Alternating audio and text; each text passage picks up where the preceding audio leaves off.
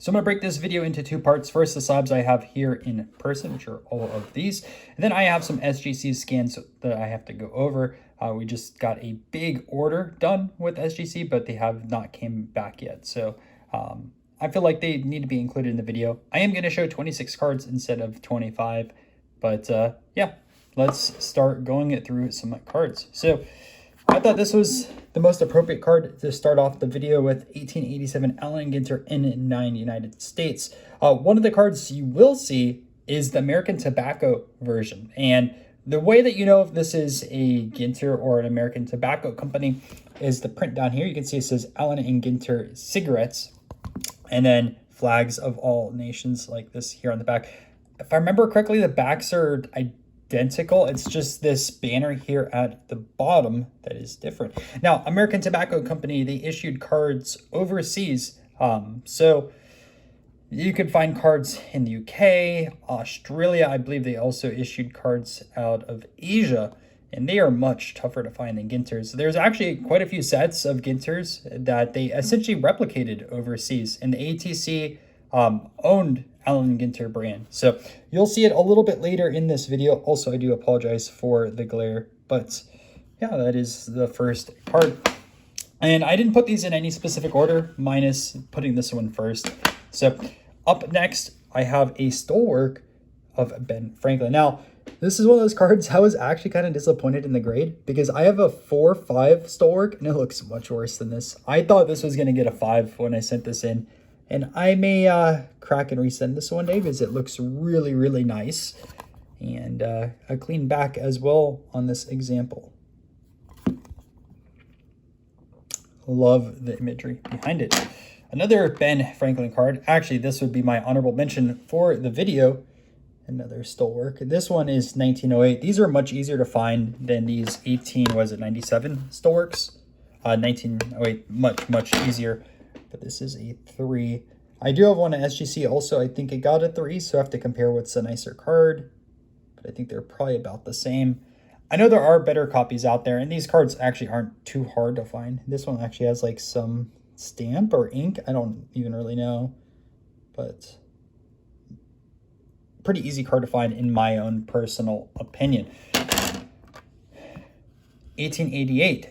Alexander Hamilton N76, one of their classic non-sports sets. And you'll see the triple I have of Hamilton, Washington a little bit later.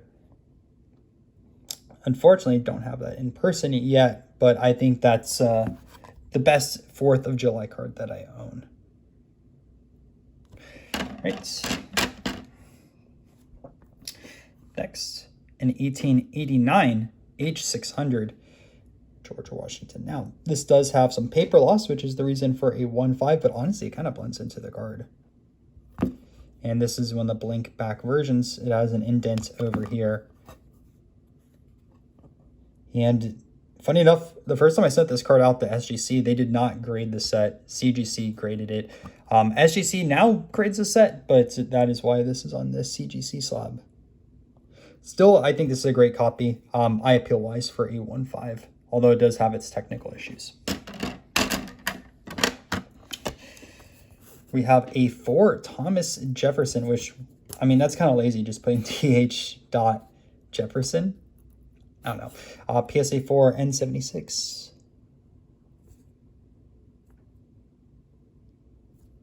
Beautiful imagery on this card.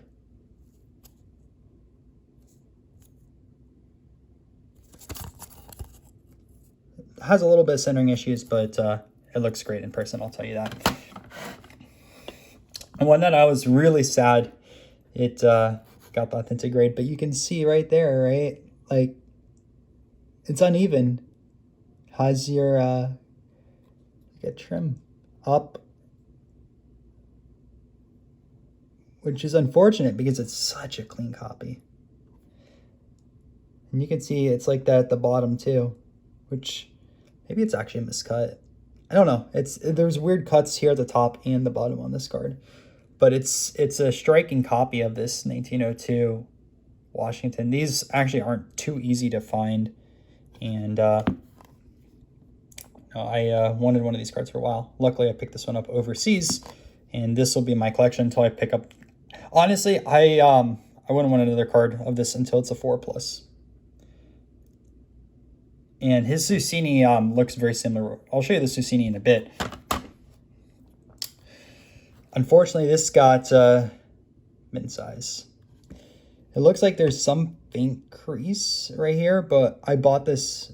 I paid a lot back at the time because it was a super sharp card. Like you can see, really, really nice. I was hoping for 4+ when I purchased that. And there's a little bit of like paper loss there. But this was before the boom on the N76s, and I wanted to have the Franklin. I actually had a lower version of the Franklin, which looking back, I sold that for like $100. I do have another Franklin coming back, and funny enough, it is another min size. I think I probably have the only 2 min sizes on the SGC Pop Report. But some of these cards were just short, with the cuts on them. I think the other one though has no border on one side, if I remember correctly. Speaking of Washington Susini, we have this example right over here, and just to show you side-by-side comparison, both look really awesome. And this one is much tougher to find than the Washington, although a lot of these have flooded the market recently. Not the Washington specifically, but these 1915 Susinis. They used to be very tough, like maybe once a year a few Susinis sold, but a few people discovered a lot of these. And I feel like the Susini market in general is down a little bit because of that. But again, these are so tough to find, especially with clean backs, because a lot of these were pasted into albums. So very, very nice looking too. I think there's like a 3 or 2.5 also in the Pop Report, and probably won't upgrade this for a while, if ever, but I love this Washington card. Another Washington, we have an 1880 Between the Axe and Bravo, George Washington. Another card I paid up pretty well in the past for this card, and I thought this was going to grade really high. Like if you look at this, like it's a super sharp card, but it has the tiniest bit of paper loss, like right there, and that's why I got a 2. But honestly, I don't mind that 2. It presents extremely well, and if this wasn't here, I think this would be a 4+. And I can't tell if it's paper loss or paper addition. I don't know. But another Washington there.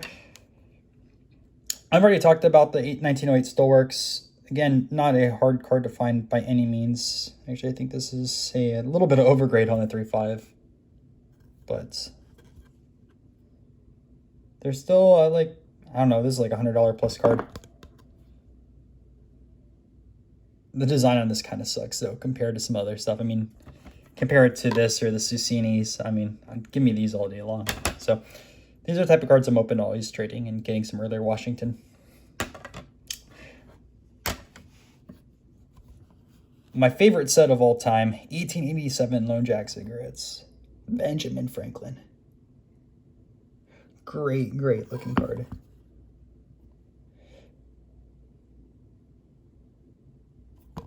So lucky to pick up the Franklin a while ago before this set has spiked. I'm still in shock with the recent sales of what Franklin and Edison have done, just to tell you from perspective. But I will say, like, this, from a design perspective, this is the best set I've ever seen. Like, these are nicer than the Goodwin Champs on the baseball side of things.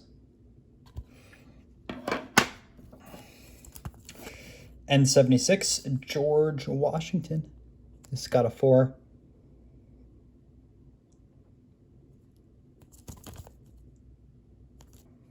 And 2 more slabs before we go over some scans. Paul Revere, 1.5. I always wonder why this got a 1.5, and that's it right there. I'm pretty sure that's some paper loss. I know it has like a rounded corner, whatnot, but this is from 1894. And there are some other larger names in this release too.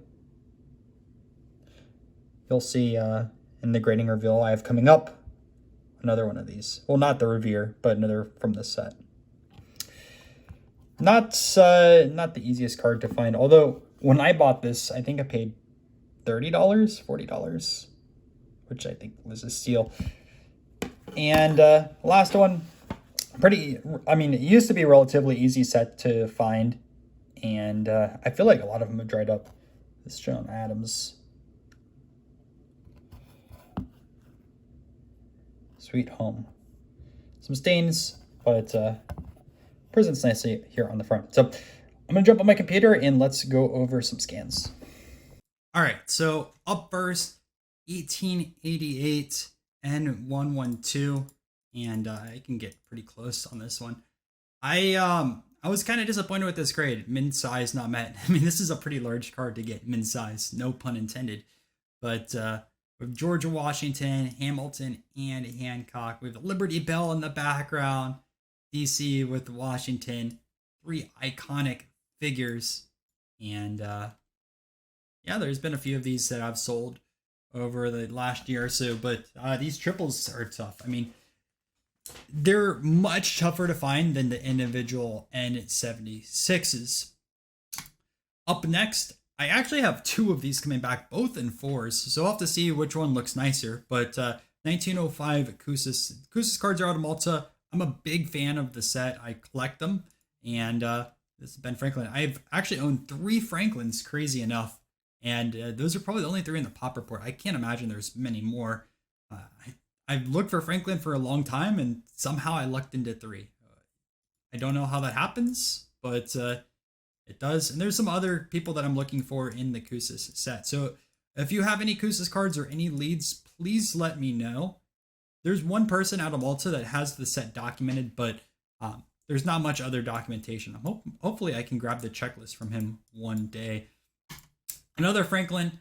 I grabbed this card from a collector in Germany. If you haven't checked out the video on the channel, make sure to do so. This is a 1908 Gartman.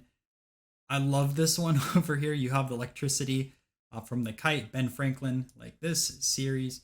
And this is the same set, I believe, that has Tesla, if I remember correctly.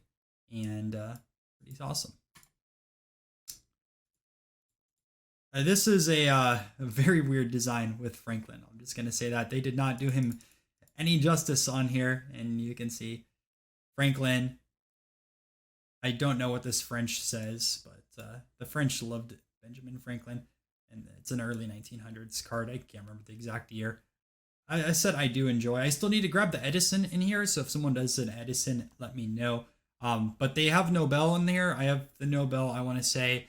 They also have, Galileo. I picked up the Galileo. I have Franklin. And I'm sure there's a few other people that I'm forgetting that are in this release. There's a lot of historical U.S. figures. Paulman also picked this up from the German collector. He made a trade. I sent him over some Susinis of actors, and he sent me over some cards. And this is Washington on the Delaware, right over here, 1732 through 1799 when he passed away. And again, an early 1900s card. Not the easiest to find, but there have been some Paulmans that have been sold recently on eBay. This is a 1887, another N9, but this is the United States Jack flag. Pretty cool design, and a 5 is pretty tough to get. So I got a few of these cards coming back. I think they're in like 1.5s and 1's a 3. So if you are interested in one of these, hit me up, and I can probably sell you a copy at the National or sell you one beforehand. Another ATC. I'm actually not too sure how tough this card is. The T416. I've never seen it before. And you have the emblem over here, plus the flag in the background. It looks so sweet. And I don't even know how you price these type of cards if they don't even sell. I mean, I'm sure like the T416 pop report is probably single digits and all the cards sent in. That's my assumption. I could be way off, but I just don't see these. Another flag, 1901, R&J Hill. There's 2 different backs on this. I think R&J Hill and Cope, if I remember correctly, which Cope someone says is 1904. This is an SGC4. I do have a few other of these coming back. One's like a 3, another one's like a 1 or a 2.5. I can't remember. But I just thought it was a really cool design with the flag. Another flag over here, 1914 R&J. Actually, this is the first time I picked up so many of these United States flags cards, and I pick them up every once in a while. I like historic figures more than flags, but I still think they're kind of nice. We have a 1930 R129 of Washington. I have a ton from the set coming back. I bought a big lot, but it probably will end up keeping the Washington and the Lincoln. And lastly, I talked about in the video the ATC version of this Flags of All Nation. Again, the back right or bottom right over here, American Tobacco and that. So hope you guys enjoyed this video. What is your favorite 4th of July or Independence Day themed card? Let me know down below in the comment section. If you're brand new, make sure to subscribe to the channel. And one other thing, I do have a vintage non-sports Facebook group. So if you want to network with other collectors who enjoy, early 1900s or late 1800s type cards like I've shown in this video, make sure to join that. I'm going to paste that down below in the comment section. All right, I'll see you guys soon.